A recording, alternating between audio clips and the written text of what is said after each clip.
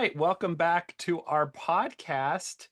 And I am here today with Will Humble. Good day, Will. You want to tell us a little bit about yourself and we'll kick things off kind of non traditionally because Renee couldn't join us today. So it's just me. Welcome to the podcast. Yes.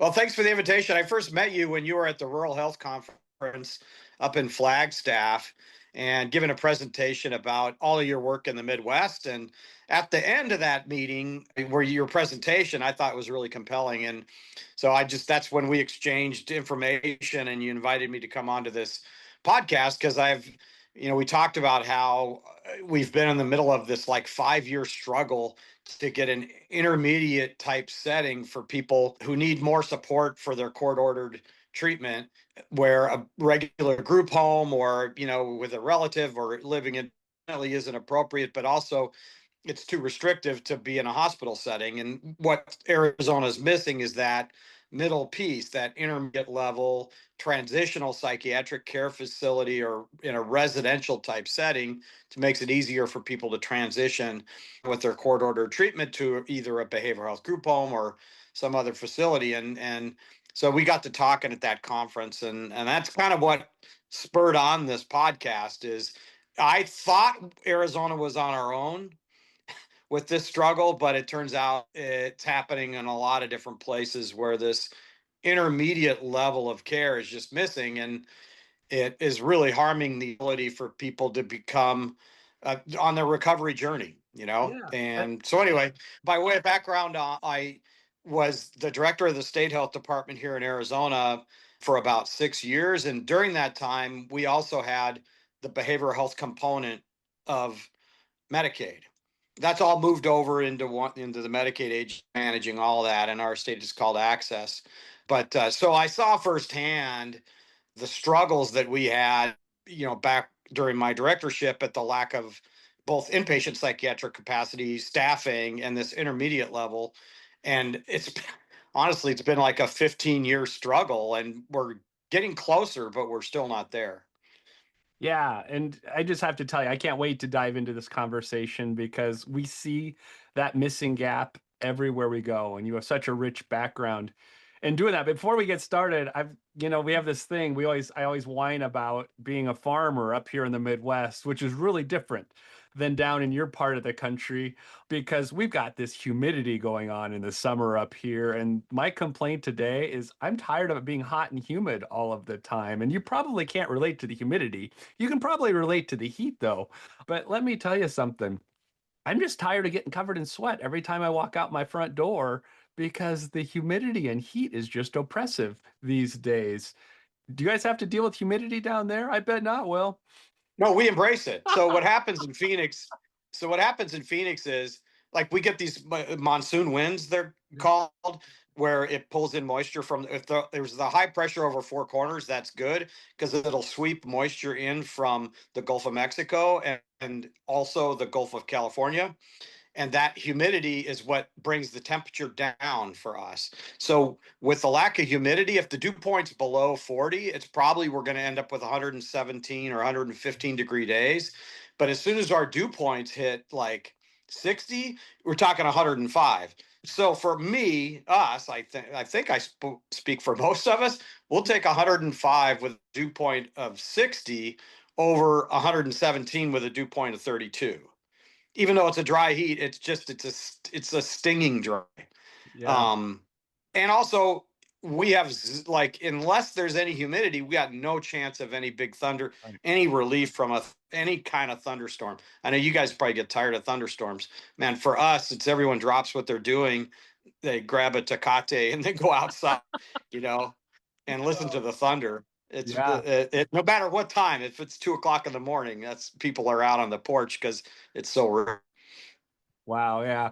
So different, isn't it? But yet the one thing that remains the same is these behavioral health issues that we see happening across the country and across the state. And I know there's some specific things in Arizona. I was kind of surprised when we were down in Arizona, and I'll link some stuff in the show notes as well. We'll talk about some other things as we go, but I see that in a couple of the recent ratings that Arizona is pretty continually 49th out of 50th in behavioral health care. in the state. I guess I was kind of shocked at the struggle Arizona has right now. As being in Arizona, what's your perspective on that? Because that's kind of been a long-term struggle from what I read. Yeah, and it's in particular the grade that you're looking at is focused on inpatient psychiatric care. Hmm. So we're 49th out of 50 when it comes to inpatient psychiatric care capacity. Now, I think we're definitely ahead of the curve when it comes to like peer and family support. Like our Medicaid agency, and before that, when I was at the health department, we focused a lot on the peer support part of the behavioral health system, which is it's a component and it helps certain people on the recovery path. And it also, by the way, provides peer and family support, provides employment opportunities for people that do have a psychiatric illness they're in recovery with, and it gives them an opportunity to have unique street cred, I guess you'd say, Uh, with their peers. And so it's not just the peer support itself, but it's a like an employment pipeline for people with schizoaffective disorder, other kinds of things on there that are further down in the recovery path. So Arizona's we're definitely bad. I don't dispute us being 49th at all when it comes to inpatient psychiatric care, but it's not bad across the board. There are parts of it like peer and family support, supported employment, not supported housing. We don't have anywhere near the supported housing that we need. So anyway, yeah, no, I just want to clarify, like, the way they score that, it doesn't mean that we're terrible at everything, but we are terrible at the thing we're about to talk about on this podcast. Well, that's why don't we just go ahead and jump into that then? Because I think that's really what we're going to kind of dig into is there's gaps across these continuums of care. And when we go to states, oftentimes when Brent and I or Brent, Renee and I, some of our other team members go to states, we always like to dig into what's the missing piece because that puts pressure on the other parts of the system. And so if you already Yeah. have a struggling acute care system at your hospitals and you don't have any place to divert people to, then it makes that even worse. And so then we struggle to come up with solutions. And I think, tell us a little bit about the solutions that were brought up in Arizona and why it's taken so long to implement. Yeah. So I'll be as brief as I can because like I said, it's about a 10-year drama. But Yeah. the real voice and need really came from families, moms in particular, because so many moms have gone through the struggle that their son or sometimes daughter, usually their son, has a psychic break when they're an adult, 21, 22. So they're not guardian. They're not used to being a guardian. They're not trying to get power of attorney for their loved ones, like people with disabilities, for example. When their kid has born with a disability at they're 1 years old, the parents are in, like, they know what to do. There will always be that person's advocate. Mhm. Psychiatric illnesses happen, they're an adult, so usually. And so moms kept saying, look, I've gone through all this effort to get court ordered evaluation, I got court ordered treatment, my kid doesn't think he's sick, he thinks the rest of the world is, and he won't take his treatment. We need an inpatient setting for my loved one to get started till the psychiatric. So you find the right psychiatric meds until they kick in. And so we just simply do not have enough inpatient psychiatric care facilities, number one, but we have about 1,500, I'd Mhm. say, close to that in our state. Longer term, 24-hour psychiatric care, which isn't really enough, but we have zero intermediate care. So we have behavioral health group homes around, but they're not secure. So people can just come in there. Most of them, a lot of them are on court order treatment for something, but they're being successful, and that's an okay setting for them in a residential behavioral health group home. But there's a lot of folks who have that initial inpatient psychiatric care. They're getting better. They're not ready for a behavioral health group home that lacks supervision and lacks security, and there's no intermediate place to go. So you talked about it a couple of minutes ago. It gums up the rest of the system because there's no safe place to discharge this patient, which means another more needy patient isn't able to get into that psychiatric care facility because there's no safe place to discharge, because there's no intermediate care facility like a residential psych with 15, 16 beds, that kind of place. So moms are just saying, I can't believe I went through all this work and the system is gummed up, it's not working, and it's because we don't have a safe discharge place in a more secure, not forever, just for like a month or two to get stable so that they're ready to go to a regular group home that's not secure. So I envision it something, these facilities which do not yet exist, being something like the dementia care unit or something, not a prison or anything, Right. but you need permission to leave. Mm. And so that group of moms really is Mad Moms of Arizona. And there's also a organization for the chronically mentally ill. We tried for years to get this type of facility up and running, and we actually made it in 2022, where we got a $35 million appropriation to build 5 residential secure behavioral health treatment facilities. And it started going down the road, and then we had a transition in governors. So we had Governor Ducey before, he's a Republican. Governor Hobbs came in, and the first thing that her administration did in that very first budget in 2023 when she came in was to sweep that $35 million, even though the budget was flush that year. Mhm. And I'm going to editorialize here for a second. I think the reason is because the ACLU of Arizona, the American Civil Liberties Union, the Arizona chapter is just totally against secure residential treatment. And there are people on the governor's staff that used to work at the ACLU of Arizona.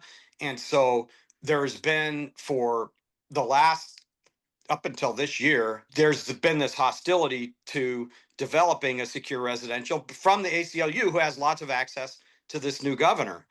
And that's what's been so frustrating, is there's this obvious need for this intermediate type of care facility. And it and we had it done, and then the rug got pulled out from under us because we don't have the same access to the ninth floor. That's the governor's office. We Yeah. call it the ninth floor. And so we had to beat the drum for another 2 years. And finally, this year, we had the critical mass. And I don't know who to attribute to, or probably mostly Mad Moms, because they're really good at getting media attention. Uh-huh. It's a real grassroots organization. So anyway, we finally got $5 million, which isn't enough to build 5 of these Right. facilities, but at least by the governor's that budget, we believe that we have a chance of actually making these things happen in the next few years. Yeah, I think what's really important, one of the good takeaways from this is just how long it takes to identify and then implement something. And you're still a long ways away from this even being off the ground, because there's other barriers now that are impacted. Like, even though a small amount of money, which is just a fraction of what was originally budgeted to go and start up some of these facilities. But now, is there some issues with how the department is defining licensing standards within these facilities? I mean, because it's one thing to say, here's some money, go build it, but it doesn't exist in the current continuum of care. So there has to be Right. definitions defined, billing codes created. Like, all of these things take a lot of time and energy. And is that going in a direction that's positive right now, or what's happening there? Well, it's in flux right now. So our state Medicaid agencies called Access, they're the ones that got the appropriation to basically prime the pump for these facilities, and then they need to create a daily rate so that the provider networks are willing to operate a per member per day rate to provide the kinds of services. That's on the Medicaid side. On the state health department side, they do all state health department, like I think in all the states, the licensing of assisted living, skilled nursing, behavioral health facilities, hospitals, et cetera. And so including this new category of secure residential behavioral health facility. So they are now writing up the regulations for what the optional expectations are for secure births. That's the acronym we use here, births. And their first set of regulations came out a week ago. So we're now talking in late July. So about a week ago, they came out with their first draft of regulations. And if you look at them, it makes it look like a psychiatric hospital. Mhm. So, like, if they don't dial back the requirements, because this is a residential setting, remember. Right. So, like, they don't dial these regulations back, it's going to create a daily rate that's unaffordable because they're going to have a medical director. And so the first set of regs came out really intense. And so this week, I've been helping as much as I can with the Mad Moms group and the Acme group for the Alliance for the Chronically Mentally Ill to turn in comments and say, hey, look, it's nice that you have such high aspirations for care, but this is a residential setting. It's not a psychiatric hospital that's little. It's a residential setting. It's intermediate. So let's scale back some of these requirements so that it's more manageable. We can get to a more reasonable daily rate and recognize this is not a psychiatric hospital. It's a residential setting with some more supports than you would normally get in a residential behavioral health group home, but it's not a psychiatric hospital. So those comments we're working on, they're going to get turned into this week. And hopefully, they will recognize the importance of scaling back these regs. And by the way, when I was the health director, we implemented the medical marijuana program, and I did the same thing when I was writing the dispensary rules and all that, Mhm. and how people get cards. I started really strict Right. so I could dial everything back. If you start really loose, it's much harder to Yep. increase the regulations. The pressure is always to deregulate. And I coached my team to do that. So, and a lot of them are still there. So I'm hoping that they started at this really strict level that will end up with a really high daily rate and then move the scale back so that it's more reasonable. I'm hoping they're being strategic and that they're not going to get stuck on this idea that these are little mini hospitals. Yeah, I really appreciate that focus on how to strategically advocate and to put ourselves in the perspective of what are they trying to do and then how do we bring that together. On a side note, I have to just say when you said burps, it made me laugh because Arizona has some of the most ridiculous acronyms of all of the states. We always like to go and talk about acronyms when we visit different states because we spend half of a lot of times half of a day just figuring out what are people talking about. My favorite one is you call it access, and everyone says it's access for your Medicaid system. Well, it's really the Arizona Healthcare Cost Containment System. It doesn't sound like access at all. It's just a bunch of letters put together. So I just have to point that out for folks. I know in Arizona it may not seem strange, but to the rest of the world who has to come to Arizona and try to understand your vernacular, it's a challenge. Do you recognize that? Yeah.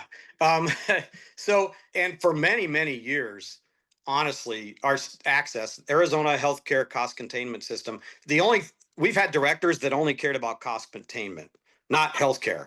During certain governors, it's all about cost containment, not healthcare. Right, Now, position where it's both healthcare and cost containment, but they can go and they should go right. together. Yes. But when it gets out of balance and it's all about healthcare and not cost containment, it gets too costly per member per month. And if you and the other way around is bad too because people don't get care. So we're right now in this. I think we're striking a good balance with the current Medicaid agency in terms of caring about both cost containment and the care that people receive. Well, and I appreciate the name because I think it is good to balance both the care people receive and do it in a way that's affordable so that it can be ongoing. I just hate it when we gloss it over and create acronyms to call things things. And so I'm sorry, I didn't mean to get off track there, but that just always makes me chuckle when there's a big long acronym that sounds different than what it actually is. But I think it's important we recognize that sometimes because that can be a barrier for some folks who want to come and help. I think it's great how you're really advocating and working with those groups. How long do you think it's going to take before we can see at least a pilot of one of these programs happening so it can prove itself out, right? Because a lot of times there needs to be a pilot to prove out a level of care in order for then to get Mhm. funded in the future. Honestly, probably 18 months to 2 years. And that's probably being a bit optimistic. Because first, the state health department has to finish the regulations. That's going to take probably another 12 months because you have to respond to public comment. You need to do an economic impact evaluation. Then you need to go to the governor's regulatory review council, GERC. That's our acronym for that. Um, and so that whole process was if everything went right and quick, it would be about 18 months. And then you got to get contractors who look at those regulations, look at the state Medicaid agency's daily rate, and say, okay, we can operate this and we are willing to operate this at this daily rate given these licensing requirements. And so we'll jump in. But if a state Medicaid agency sets a daily rate that's not adequate to cover the kinds of things that the state health department says need to happen in these new residential facilities, no one is going to do it. It has to create black ink, not red ink, for it to happen. And so there's a lot of these pieces where it could be easily sabotaged if, for example, the state Medicaid agency said, yeah, we're playing along with this secure residential, but when it comes time to creating a daily rate, we're going to undercut it, and then no one will build these things that the ACLU doesn't want to have happen. Because, Right. and I'll just say it, ACLU thinks people, well, they don't want their psychiatric care. They shouldn't have to just let them be. Well, what that means is they end up homeless and dead. Mhm. Like, I just don't, I like civil liberties. But I think it's just this difference between pragmatism and idealism. As a pragmatic level, I mean, these people need help. And if they don't believe that they need help, I believe there's a role for the state to facilitate that help.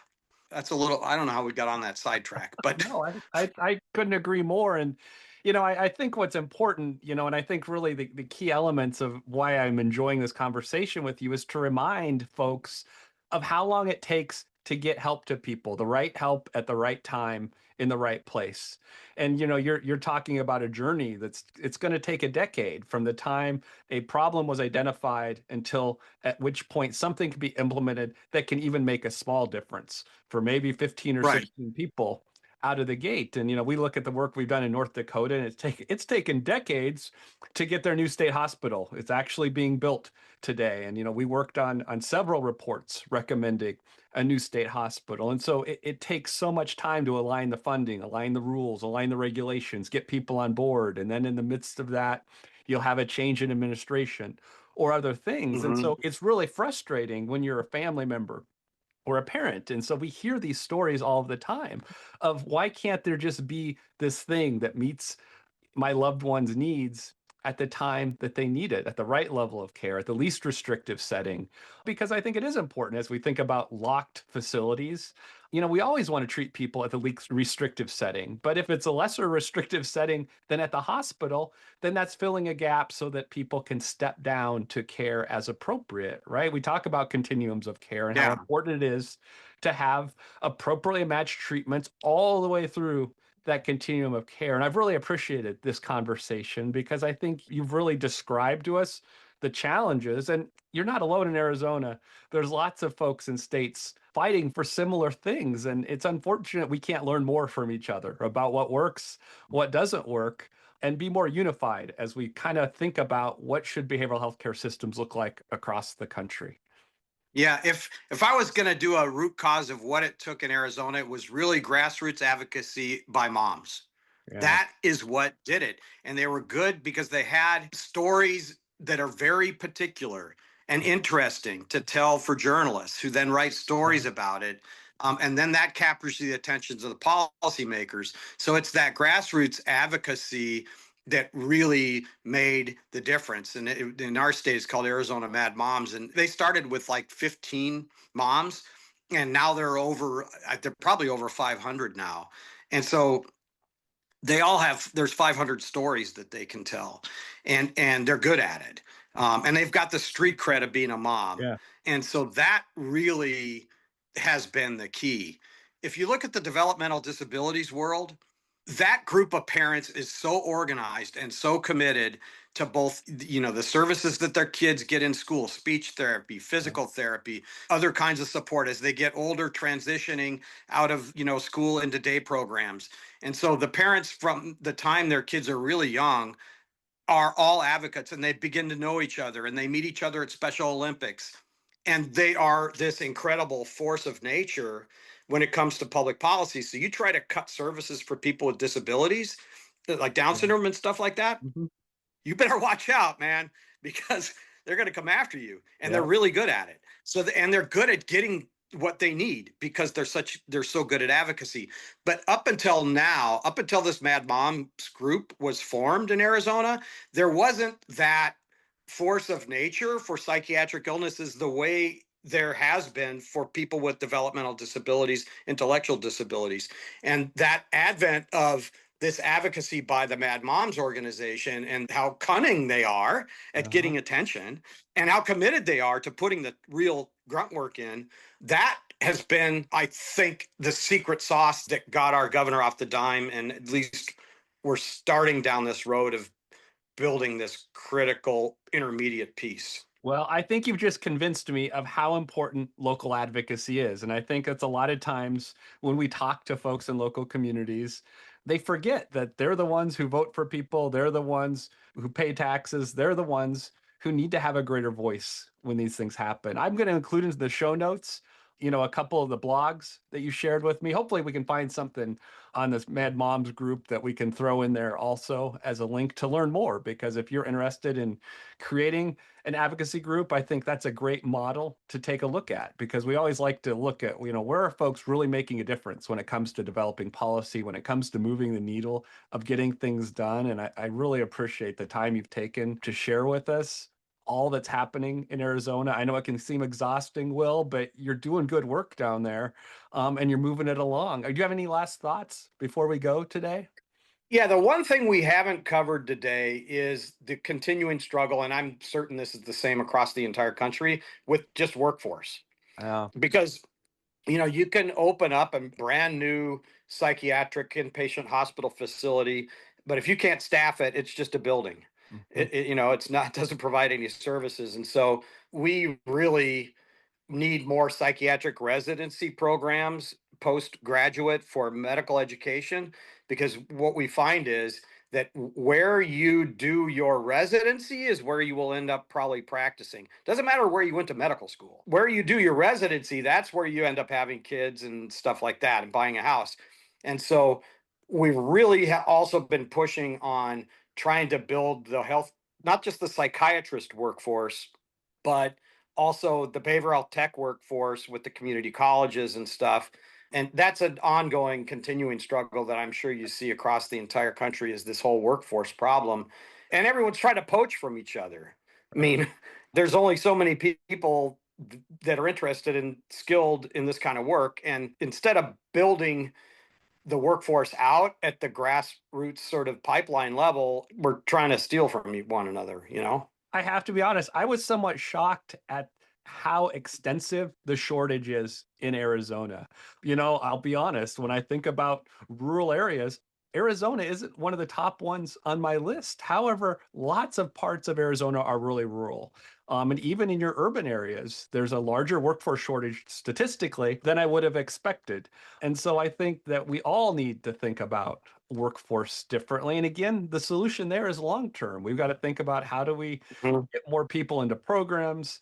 How do we change the way we talk about this at our college and universities or trade schools as we think about behavioral health care? And that could be a whole nother episode where we talk about workforce and Yeah. what strategies we need to think about moving forward. I appreciate your time today, Will. This has been a fantastic conversation about advocacy, how we get things done, and how we move systems forward. We're going to have your information in our show notes. If anyone has more information, please reach out. Thanks again, Will. All right, my pleasure. Thanks a lot. It's been fun. Hey, everybody. Wasn't that an amazing interview with Jason and Will? So sorry I couldn't have joined for that portion, but I'm here to talk to you about the Recovering Politician Self-Care Policy of the Week. And this week, it's a little different, but it's about caffeine and limiting the amount you may need. Did you know that different people metabolize caffeine differently? Not all people need it, not all people use it. Some people really thrive on it, and others crash using it. And so, the real key to using caffeine is to find that sweet spot for you. Some people can only have coffee or caffeine first thing in the morning, and that's all they have for the entire day. Other people have a zero tolerance policy for caffeine. My husband, he can drink caffeine right before bed and sleep just fine. So I'm having to figure out exactly how much do I need a day to make sure that I can get the best sleep quality that I can get. And I use a tracker to track my sleep habits. And I've realized if I drink caffeine past lunchtime, it's going to impact my sleep. So I'm having to make some different decisions now related to how much I'm going to drink and how often I'm going to drink caffeine. And so sometimes we think it's only about things that are illegal that can cause trouble for us, but really you got to be paying attention to the medications available to you, the beverages that you drink. All of these things that are illegal can still impact how you feel. So it's really important to stay on top of that. And if you're not feeling well, you're not getting the sleep that you want, sometimes maybe looking at what you're eating and drinking may make a difference. So that's the policy that I would recommend we look at this week. Now, before we go, just want to sum up this great interview with Will and Jason. When they really talked about some of the struggles in Arizona and how rural that state really is, when sometimes we forget that.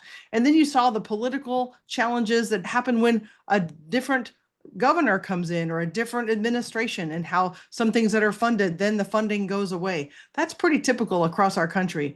And then the important part that they really wanted to dive into today was talking about how you need that intermediate level of care where people can go to get the help they need, even when they don't understand or know that they need that help. And everybody's sort of fighting for that or rights against it, but you're leaving out this large group of people who really need help. And so there are solutions. We just need to continue to move forward and make sure those things get done. Before we go, just a reminder to you to please follow us on LinkedIn and Facebook or social media of any other kind. And if you leave us a good review, we'll send you a prize. Have a great day, everybody.